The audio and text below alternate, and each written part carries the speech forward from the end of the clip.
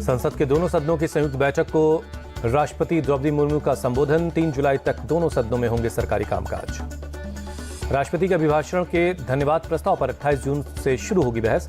PM Modi धन्यवाद प्रस्ताव की बहस पर 2 या 3 जुलाई को जवाब देंगे। शराब घोटाले में दिल्ली के सीएम अरविंद केजरीवाल को बड़ा झटका। राउज एवेन्यू कोर्ट ने 3 दिन की सीबीआई रिमांड में भेजा। केजरीवाल को सीबीआई दफ्तर लाया गया। 29 जून तक शराब घोटाले के मामले में होगी पूछताछ। सीबीआई ने केजरीवाल की 5 दिन की मांगी थी कस्टडी। कोर्ट ने 29 जून की शाम 7 बजे तक से पहले पेश करने का आदेश दिया। सीबीआई रिमांड के दौरान केजरीवाल से आधा घंटा मिल सकेंगी पत्नी सुनीता। वकील को रोजाना 30 मिनट मिलने की इजाजत। कोर्ट ने अरविंद केजरीवाल को निर्धारित दवाओं को साथ रखने की इजाजत दी। घर का खाना भी ले सकते हैं केजरीवाल। सीबीआई की कोर्ट में दलील, साउथ ग्रुप ने पॉलिसी चेंज करवाई, हमारे पास पर्याप्त सबूत हैं। सीबीआई ने कोर्ट को बताया साउथ ग्रुप ने दिए थे 100 करोड़ एडवांस, पैसे का ट्रेल डिटेल मौजूद है। केजरीवाल की सीबीआई कस्टडी पर सुनीता केजरीवाल की पोस्ट लिखा, अभी तक ईश्वर से सभी को सद्बुद्धि देने की प्रार्थना, अब तानाशाह के विनाश की प्रार्थना।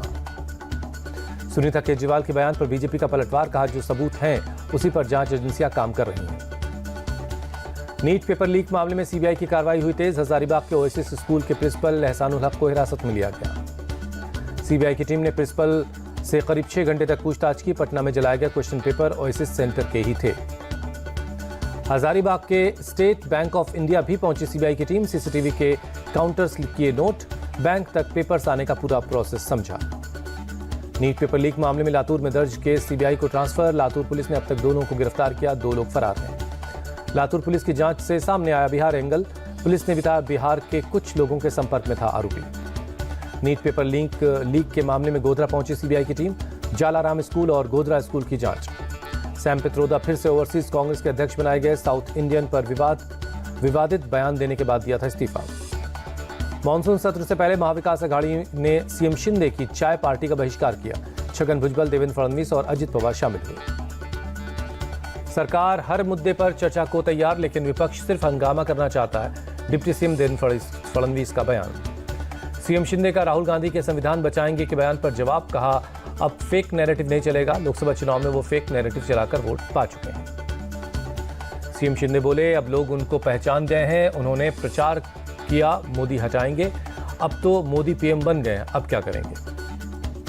एनसीपी शरद पवार गुट के नेता जयंत पाटिल बोले एमवीए के किसी भी नेता को इसमें कोई रुचि नहीं कि सीएम कौन होना चाहिए, सभी की रुचि एमवीए को सत्ता में लाने की है।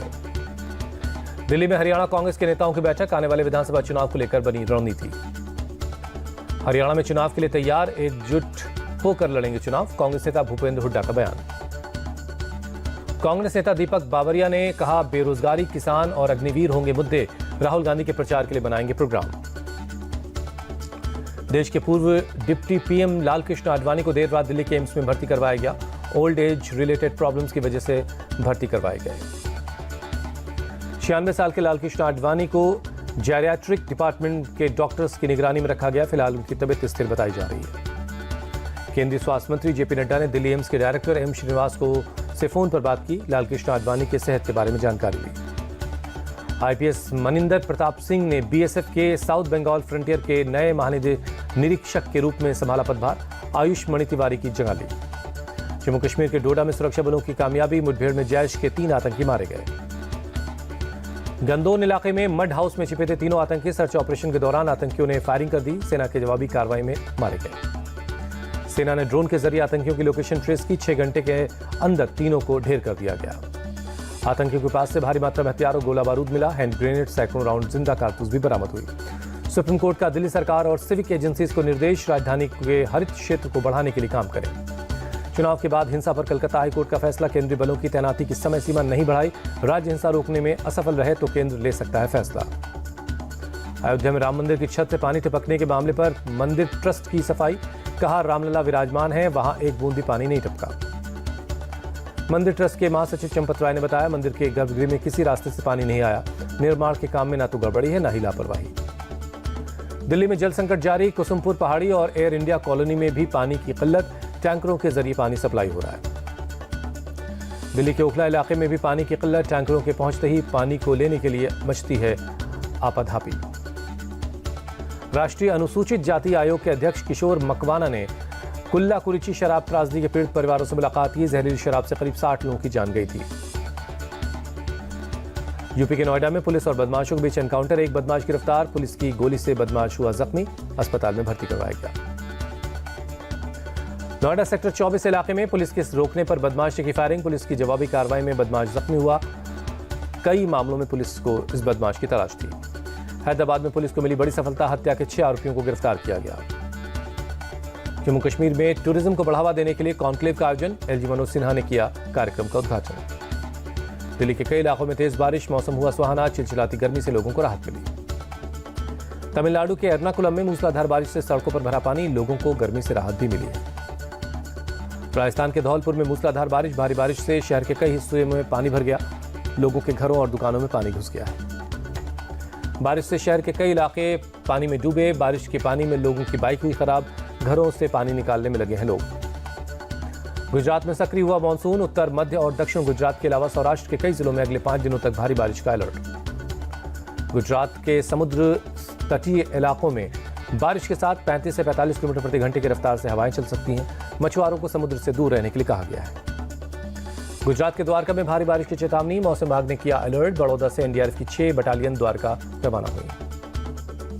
पाकिस्तान के आम चुनाव की स्वतंत्र जांच के लिए अमेरिका ने प्रस्ताव पास किया। पाकिस्तान को बताया अधूरी समझ। वॉशिंगटन डीसी में गर्मी की वजह से पूर्व राष्ट्रपति अब्राहम लिंकन की मोम की मूर्ति पिघल गई। एक प्राइमरी स्कूल के बाहर 16वें राष्ट्रपति की यह मूर्ति लगाई गई थी। विकीलीक्स के संस्थापक जूलियन असांज ऑस्ट्रेलिया पहुंचे। कैनबरा एयरपोर्ट पर पत्नी स्टेला और पिता ने स्वागत किया। जूलियन असांज 12 साल की कानूनी जंग के बाद हुए बरी। अमेरिका में साइपन की अदालत में असांज ने एक डील के तहत अपनी गलती मानी।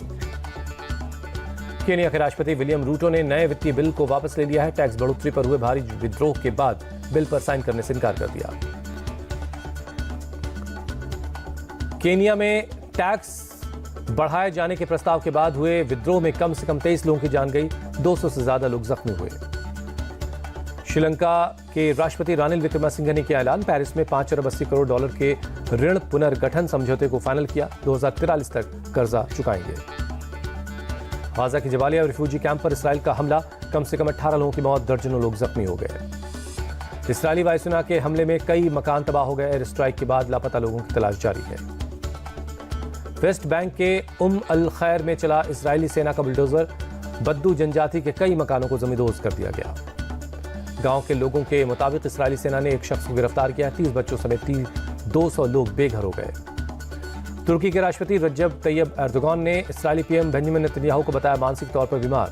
लेबनान की मदद का भरोसा दिया। राष्ट्रपति एर्दोगान ने कहा गाजा को तबाह करने के बाद अब लेबनान इसराइल की नजर लेबनान की तरफ है। नेतन्याहू पूरे इलाके को युद्ध में झोंकना चाहते हैं। गाजा में इसराइली हमले में मरने वालों की तादाद करीब 38,000 पहुंची, जबकि अब तक 86,000 से ज्यादा लोग जख्मी हैं। गाजा हेल्थ मिनिस्ट्री के मुताबिक 24 घंटे में 32 फलस्तीनी मारे गए, जबकि 139 लोग बुरी तरह जख्मी हुए हैं। यूक्रेन के राष्ट्रपति ज़ेलेंस्की ने किया डोनेस्क क्षेत्र का दौरा। सेना के लापरवाह अधिकारियों के साथ सख्ती से पेश आने की चेतावनी दी। राष्ट्रपति ज़ेलेंस्की ने सेना के कमांडर्स के साथ मुलाकात के दौरान कहा, मैं ये जानकर हैरान हूं कि कुछ अधिकारी 6-6 महीने से इस इलाके में नहीं आए। कोलंबिया में एक केबल कार गिरने से हुआ बड़ा हादसा। 1 शख्स की मौत, जबकि 12 लोग जख्मी हो गए। उत्तर पश्चिम रूस में एक यात्री ट्रेन के 9 डिब्बे पटरी से उतर गए। 70 से ज्यादा लोग जख्मी हैं। भारी बारिश की वजह से पटरी के किनारे की मिट्टी बह जाने की वजह से हुआ हादसा। 14 डिब्बों की ट्रेन में 232 लोग सवार थे। स्विट्जरलैंड में अचानक आए तूफान के बाद बाढ़ ने मचाई तबाही। मॉर्गेस शहर में सड़कों पर भरा बाढ़ का पानी। तूफान की वजह से जिनेवा के कई इलाकों में भरा पानी। एयरपोर्ट पर विमानों की उड़ानें प्रभावित हुई। T20 वर्ल्ड कप में सेमीफाइनल की जंग है आज। दूसरे सेमीफाइनल में आज भारत और इंग्लैंड के बीच होगी टक्कर। T20 वर्ल्ड कप का दूसरा सेमीफाइनल भारत और इंग्लैंड के बीच गुयाना में होगा। रात 8 बजे शुरू होगा match. Bharat England semifinal match में बारिश का खतरा। एक दिन पहले गुयाना में भारी बारिश हुई है। आज भी बारिश और तूफान की आशंका है। भारत इंग्लैंड सेमीफाइनल मैच के लिए रिजर्व डे नहीं है। रद्द हुआ तो टीम इंडिया फाइनल में जाएगी। रोहित शर्मा ने सेमीफाइनल को लेकर बताया प्लान। कहा, दबाव वाले मुकाबलों में शांत रहने और चीजों को सरल करने की पर हमारा फोकस रहेगा। भारतीय कप्तान रोहित शर्मा का बड़ा बयान। कहा, बहुत ज्यादा सोचते हैं तो फैसले कमजोर हो जाते हैं।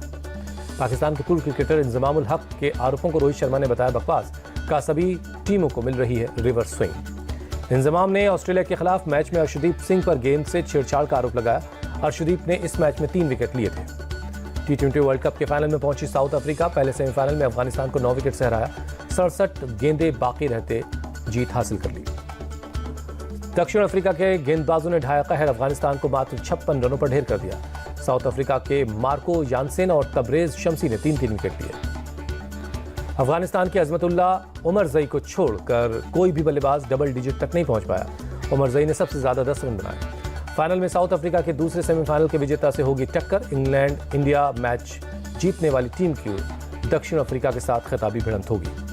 आईसीसी ने बल्ला जमीन पर फेंकने की वजह से राशिद को लगाई फटकार। बांग्लादेश के खिलाफ जन्नत के दूसरा रन लेने से मना करने के बाद राशिद ने बैट जमीन पर फेंक दिया था। सूर्यकुमार यादव को पीछे छोड़ T20 के नंबर 1 बल्लेबाज बने ट्रेविस हेड ने 4 पोजीशन की छलांग लगाई है। जिम्बाब्वे के दौरे पर टीम इंडिया में बदलाव। चोटिल नीतीश रेड्डी की जगह शिवम दुबे जिम्बाब्वे के दौरे के लिए टीम इंडिया में शामिल। इंग्लैंड के तेज गेंदबाज ओली रॉबिन्सन ने प्रथम श्रेणी क्रिकेट का दूसरा सबसे महंगा ओवर फेंका है। काउंटी चैंपियनशिप मैच में 1 ओवर में 43 रन लुटा दिए। महिला जयवर्धने ने श्रीलंका के सलाहकार कोच पद से इस्तीफा दे दिया है। श्रीलंका क्रिकेट ने जानकारी दी। पेरिस ओलंपिक से पहले 5 भारतीय मुक्केबाज जर्मनी में प्रशिक्षण लेंगे। Ireland, USA, Mongolia, German, Denmark और की टीमों के साथ होगी ट्रेनिंग। पेरिस ओलंपिक के लिए 16 सदस्यों की भारतीय हॉकी टीम का ऐलान। कांस्य को स्वर्ण पदक में बदलने का लक्ष्य रखा गया है। पेरिस ओलंपिक कोटा हासिल करने के बाद तुलिन मान की नजर पदक पर है। कहा, कम से कम ब्रॉन्ज जीतना हमारा लक्ष्य। AIFF ने सैफ चैंपियनशिप की तैयारी के लिए एक अंडर 17 राष्ट्रीय कैंप के लिए 31 संभावित खिलाड़ियों का ऐलान कर दिया है। 8 जुलाई से श्रीनगर में होगी Saif under 17 championship. Footballer Phil Foden ने पारिवारिक वजहों से इंग्लैंड यूरो टीम को छोड़ा। स्लोवेनिया के खिलाफ मैच में फोडेन की टीम में किया गया था शामिल। T20 एशिया कप से पहले मोहम्मद वसीम पाकिस्तान विमेंस टीम के मुख्य कोच बने। PCB ने किया ऐलान। वेस्टइंडीज विमेंस टीम ने श्रीलंका के खिलाफ दूसरा T20 मैच जीता। 6 विकेट से जीत हासिल की। बिग बजट फिल्म कल की रिलीज। हैदराबाद में फिल्म देखने पहुंचे फैंस ने किया डांस।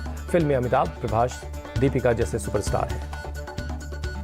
हैदराबाद के संध्या थिएटर के बाहर लगा एक्ट्रेस प्रभास का बड़ा कटआउट। प्रभास के कटआउट पर पहनाई गई बड़ी बड़ी मालाएं।